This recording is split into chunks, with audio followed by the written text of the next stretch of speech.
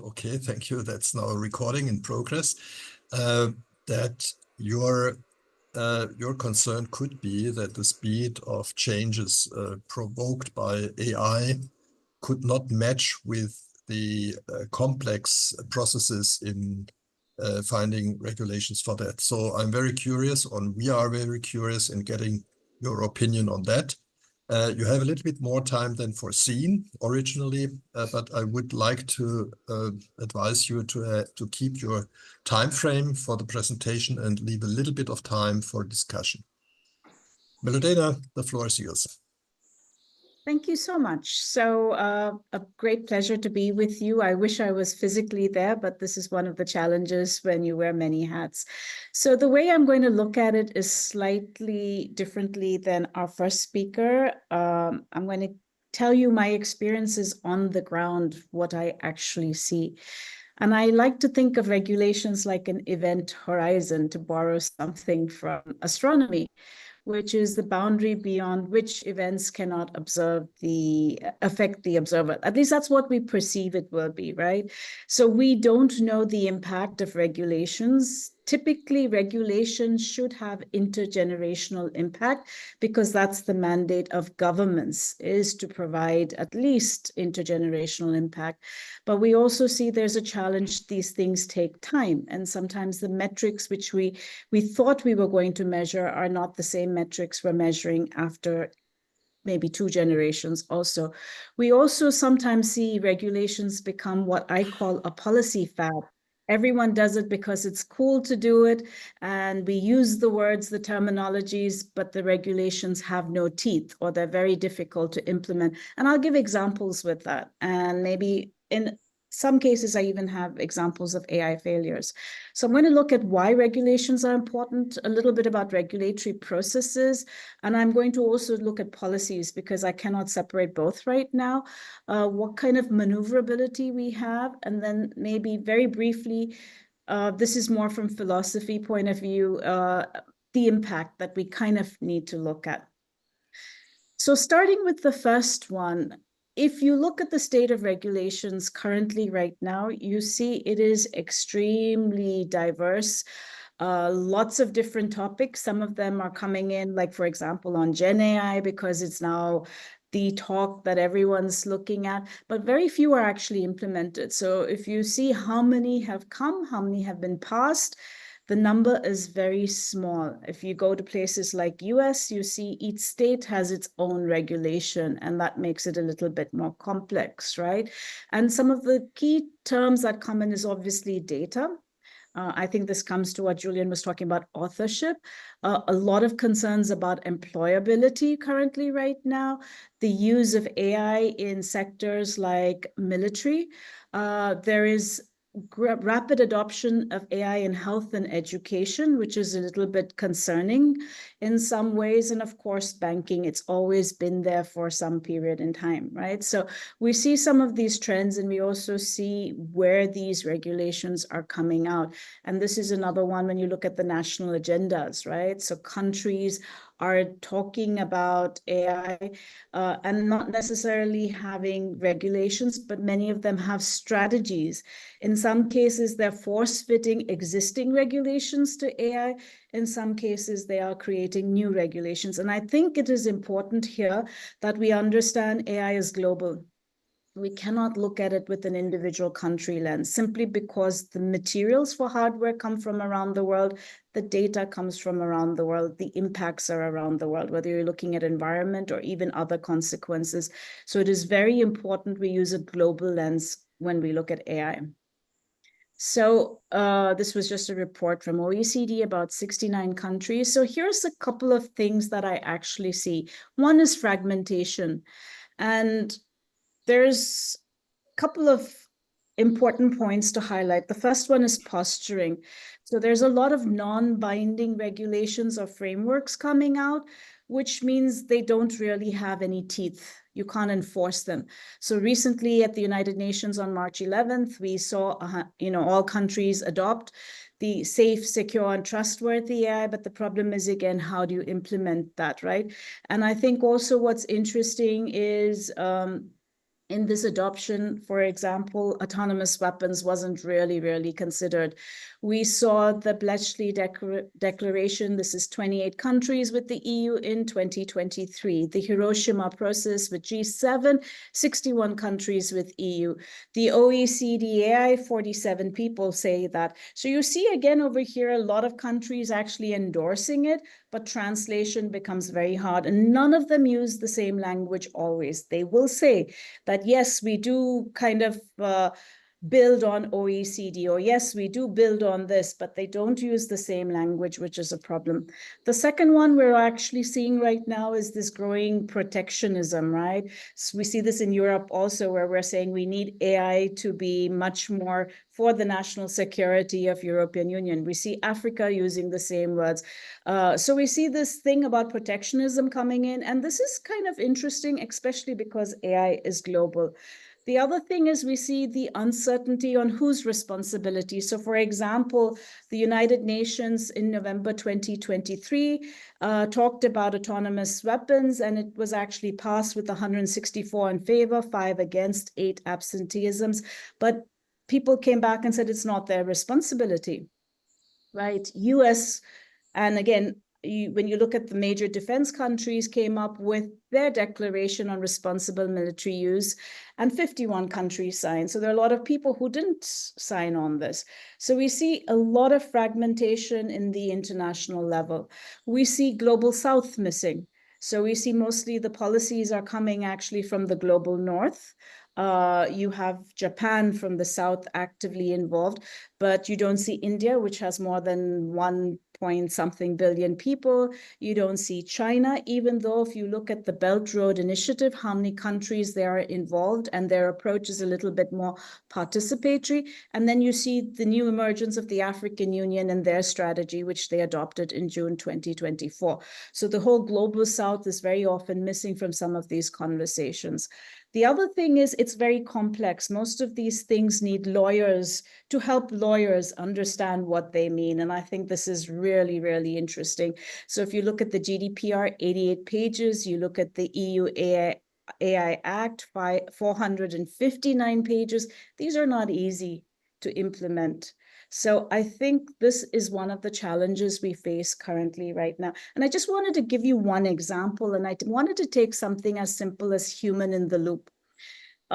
In some of our recent discussions, we talk about why it's important to have humans for oversight, humans for decision-making, humans in control where you can escalate an issue, and even humans to have a choice, right, in the process with AI. And right now, what we see is often choices are being taken away from humans. So for example, UNESCO talks about it as human autonomy and oversight, but that definition is very different from Council of Europe, which talks about human dignity and individual autonomy, or the right for human determination in the UN, the Universal Principles for AI in 2018. By the way, this one, the UNGAI, was actually just signed by organizations, no countries. So these were organizations within countries. Or OECD talks about transparency and explainability, right? But we don't use similar terms. So do we mean the same thing? And that becomes very challenging when we look at something like AI ethics. If internationally we're not aligned on what they mean, how do we implement them? And I think that is the big challenge that we have. I'll give you one example. The lens that which we view things through. So for example, if I look at an autonomous car, is the regulatory lens the car industry? But if you look at autonomous cars and you see how much data they actually produce, they produce 300 terabytes of data per year. They're actually software machines disguised as cars. So how do you go and regulate such things? And we see the same issue in the healthcare sector. We see the same issue in the education sector. So we're not really prepared for the crossover at the speed at which AI is moving across industries. Brain-computer interfaces is another great example. And here's an interesting piece of research that's recently coming in. They're thinking about nanobots being released into human bodies, right, to reprogram the brain. These things are actually an experimental stage. We need policymakers ahead of the curve who understand the changes and how these different technologies are colliding currently right now. And what we see is the faster adoption curves. So typically when we look at innovations, we're talking about 65 years in the past, right? But we're seeing this become much faster. So the iPhone, 12 years to reach 50 million people, Facebook, 3 years, Pokemon Go, if any of your children actually played, 19 days. And something like ChatGPT, which is interesting, which should probably have been only released as beta, you see it was less than 2 months and 100 million people, right? So no regulations can keep up with the space. So we're working reverse. Once it comes in, we see the impact, and then we're figuring out what regulations we require. Right. So what is the regulatory process? And I mentioned slow. So I just wanted to take the EU AI Act as a timeline. And we see, like, even though the foundation is much earlier, 2017, but it actually, the first drafts came out in 2021. And you can see how complicated the process is. You live in the European Union, so you know how complicated. I'm not going to go through it, but you have a good idea about how many levels of iteration actually take place. And I think this brings us to the interesting question when we look at regulations, right? And even the implementation of regulations. So one is, how are regulations designed, accepted, negotiated? And then the third part is, how are they implemented? You see that the time periods are immense, by which time the technology has changed again. So it's not relevant again. So is the question, do we build more flexibility into it? And if we build more flexibility, is that a challenge itself? So we see the complexities are, first of all, legal entanglement. Whose jurisdiction is it? AI literacy of policymakers or the people who are going to implement it. The reluctance to change status quo. If we already have the regulations, why can't we just use them? And then we also see the negotiation power. So who has the power in these negotiations, right? So I wanted to highlight some examples. Now, some of the fastest regulation changes actually happened during the pandemic, which shows we are capable when faced with great crisis. I just hope it doesn't take a global crisis in AI for us to figure out we need to change the regulations. We have some initiatives like the Global Government Accelerator. This is something that they introduced into the United Arab Emirates, where they come up with changes in regulations in 100 days. So they bring in multiple stakeholders, they work together to do this. It has been quite successful so far.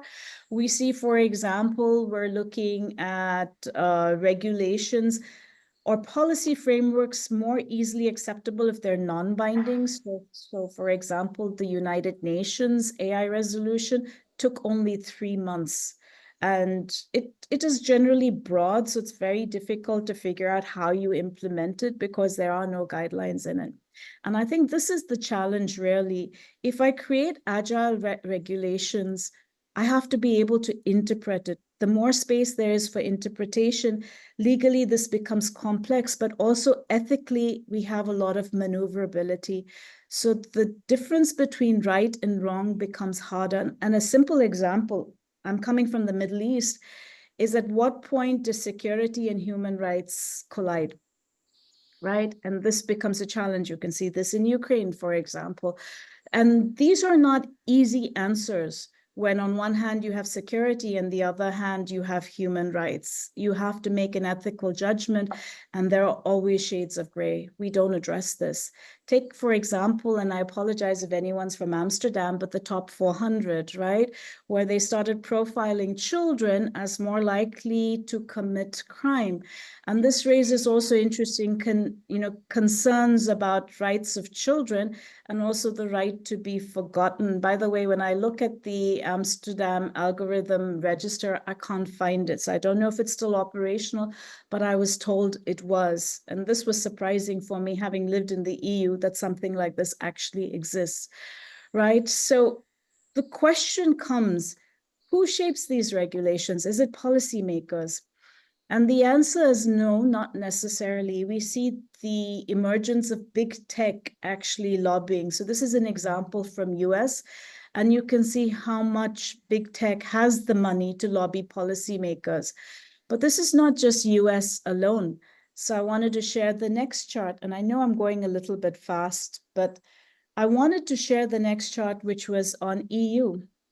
And you can see how much money goes behind lobbying to influence policymakers. So the shaping of regulations is not always just policymakers doing that together.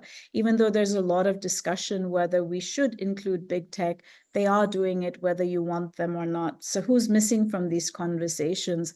Sometimes maybe researchers, or like I said, the global south as an example, right? And we see some of the controversies there. I think Mistral AI was a great example where they lobbied heavily for the AI Act, and then afterwards they have a license agreement with OpenAI and Microsoft. So that was an interesting example where you see how important lobbying is. But there are some challenges, right? So if we don't do regulations, then we're assuming that big tech actually can, and researchers who are working on frontier technologies that are going to create these new ethical dilemmas for us actually understand ethics, right?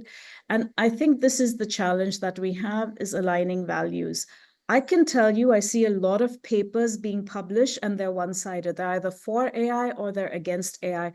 I would like to see in research papers that do for AI and also say what could go wrong, so we don't have an Oppenheimer effect.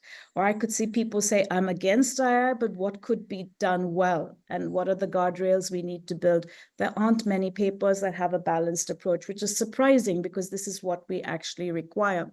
And this is what we're talking about, the holistic, approach when we look at AI. And this was very accidental because I put this in, but I want to think about third order effects. And I think the third order effects are things that we need to consider in the intergenerational aspect. I'll just briefly highlight them. The future of jobs. A lot of discussions when I'm in Council of Europe about the future of jobs. The future will change jobs. We know that new jobs will come, all jobs will become obsolete. Should we change education?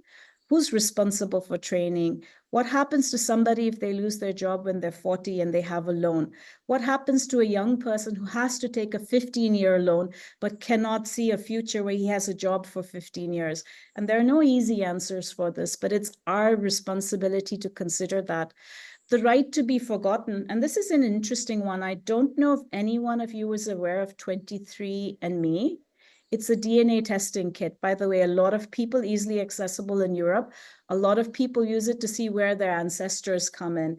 And right now they're bankrupt. So there's a lot of data you can buy on DNA, and they're worried it will go into insurance. So there's a whole industry of data brokers that are collecting information on people and profiling them and putting them together, right? And even if you want to exert your right to be forgotten, you cannot, because your data is lying somewhere in the world. So the implementability of it is really, really difficult. And then, of course, we want to talk about planet, right? A lot of conversations is happening on carbon footprint. And I worry about that because it's not just carbon, it's a lot of other things. And it's about knowledge. And I want to give you one example why I worry about carbon offsetting. So this bird is the toucan. It's found primarily in the Amazon. It has a very heavy beak. It cannot fly. So the way it gets across the rivers in the Amazon is it climbs to the highest tree, it jumps off, and it glides. But if you cut down a tree that took 50 years to build, the bird is going to die. It's going to drown. So the question of carbon offsetting, and this is my issue with it, we don't really ask how old are the trees. If the tree was already existing, it was already doing its job. If you plant a new tree, it's going to take 15 years. And there's something so wrong with this metrics. But I think this is what I mean by policy fads. We adopt words, we say them, we don't understand what they mean. And I think us as educators, this puts a heavy responsibility on us. So there's another conversation I want to just kind of mention before I complete is, will too much of regulation stop innovation? And that seems to be a very common argument I hear in the policy circles. And I found this very interesting paper that said no. It said the problem why regulations, people are worried about innovations is because we don't implement them well. We don't understand the culture in which it becomes. But if you look historically, the greatest innovations have had in the most difficult times. So you look at the Depression era or things like that. So it's an interesting debate. I think there is still a debate on this, but I think we have to understand why regulations are important and what more we need to do going forward in the future. So with that, I would just kind of like to end and say thank you. I know I did go very quickly. By the way, I'm Indian. Indians speak really fast. So apologies on that.